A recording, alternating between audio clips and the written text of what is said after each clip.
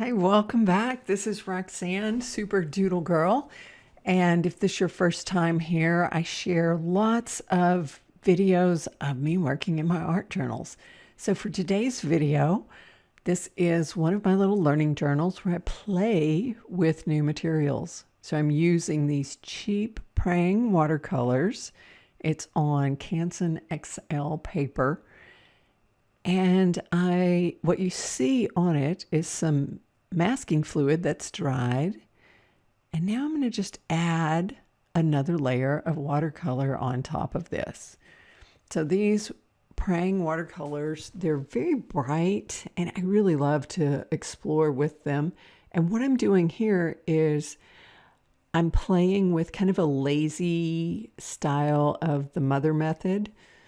So what you'll see is you see my little jar of, it looks like it's black. Well, that's just water where I end up mixing or rinsing off my brush. And so it's turned into a nice neutral made out of all these colors of Prang. And so I'll mix a little bit of that in with the orange. I'm using a little bit of the yellow, and then there's like this red violet in the palette that I'm using. And so this entire color palette is going to be a warm color palette. And I'm just going to gradually blend in a little bit more of the orange. I think I've got some of that red orange or orange red. I'm not for sure. One thing to know about the Prangs, they don't have any numbers on them. And so I just kind of go with what it looks like. And this is my favorite cheap palette. So this one is well loved and I am really having fun with it. I'm going to just see what all I can do. So the way to do the lazy mother method, you can do it like I have. Just have a small little cup of water and use it to rinse out your brush. And then you can use that water as you blend your watercolors, and it'll brings all of the tones in sync with each other. And it really, for this one, I like how it softened the palette, and you can get some really beautiful different colors for this warm palette. So what I'm going to do is play some music, and you can just see as I add and play with the watercolor.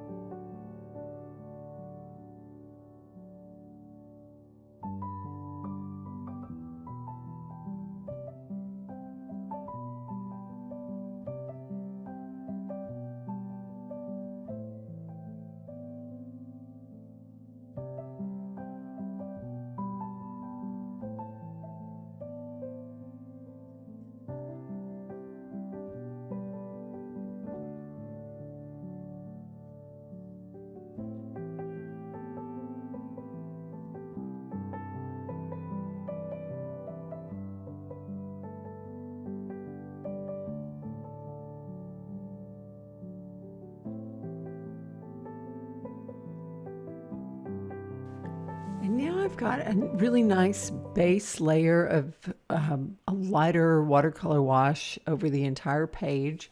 So now I'm going to do some wet on wet techniques. So I'm taking some of the magenta, mixing it in with the orange. So I'm going to have a little bit of a darker color. And you can see this is wet on wet. So the masking fluid is holding the white paper. It's keeping it white. And then I'm bringing another layer of the watercolor on top of it. So it looks like some of the paper you can see here has dried out a bit, but then other parts that are still wet, you'll see the watercolor blend in with that. So you can see wherever it looks like it's texture, that's the masking fluid that I'm going to remove after I get all of these, the next layers of watercolor on here.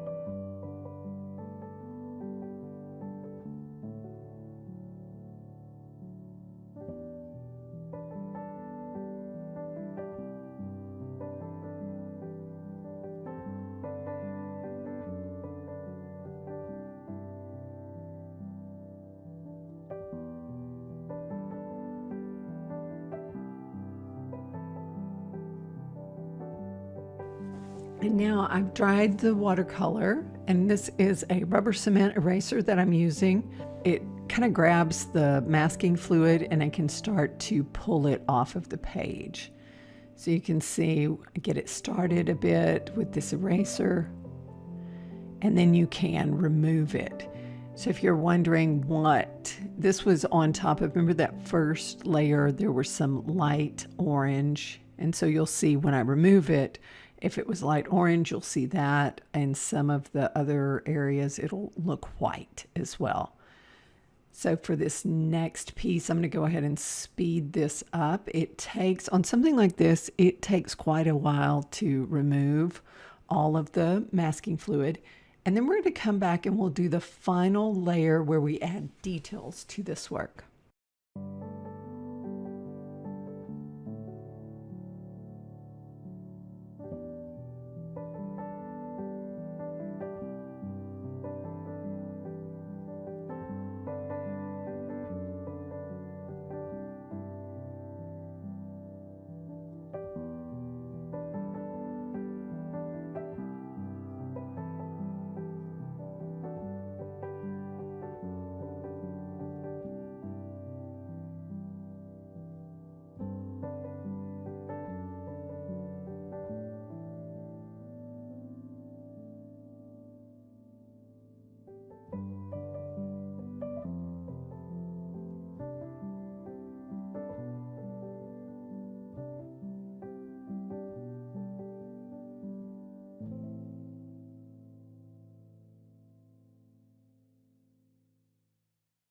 And now for the final details on this piece, I decided I'm going to use a pencil and I'm going to add some shading and some shadows to bring a little more dimension into the work.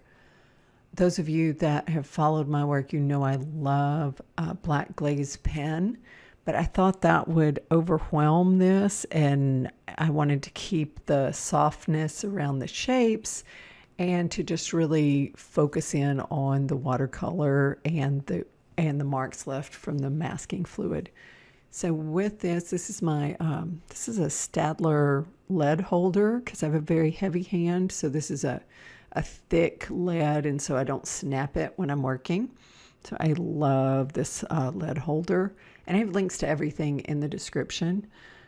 So with this, what I'll do is I'm going to add marks throughout the work, and then I'll come back and I'll blend them so it has a softer feel to it.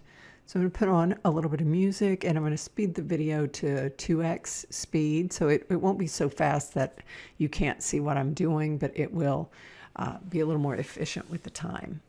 All right, so enjoy.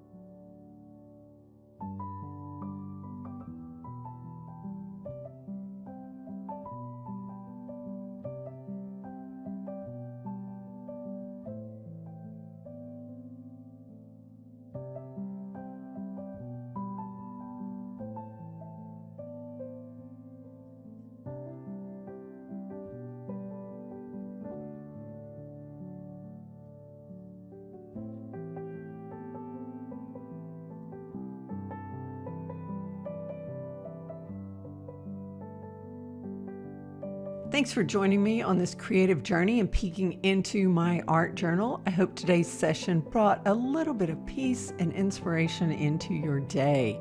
If you enjoyed this video, don't forget to like, subscribe, and hit the little bell so you don't miss our next art adventure. For more workshops and resources, you can visit superdoodlegirl.com. Until next time, keep doodling and stay inspired.